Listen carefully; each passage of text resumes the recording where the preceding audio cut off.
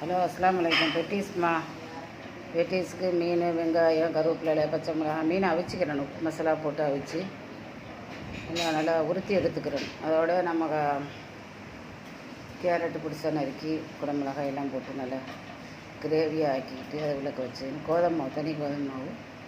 நீங்கள் இதை போல் செய்யுங்க. காலை நாஸ்டாவுக்கு ரொம்ப உதவியாக இருக்கும். ஆள் கொண்டு தின்றாலும் போதும். பிள்ளைகள் பெரிய ஆட்களுக்குண்டா 2 தேவைப்படும். நல்ல பெருசு சைஸ்.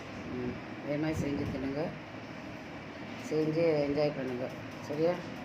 ரொம்ப நல்லா டிஃப்ரென்ஸாக பிள்ளைகளுக்கு செஞ்சு கொடுங்க. அதில் விருப்பமாக சாப்பிடுங்க.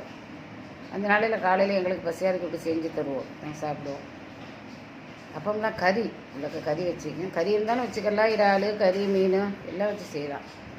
தனி வெஜிடபுள் யார் எதுக்கு எது விருப்பமாக வச்சு சாப்பிட்டுக்கணும். ஆனால் மெயினாக கோதுமை வாங்கி தான் ரொம்ப நல்லது. லைக் பண்ணுங்கள், ஷேர் பண்ணுங்கள், சப்ஸ்கிரைப் பண்ணுங்கள்.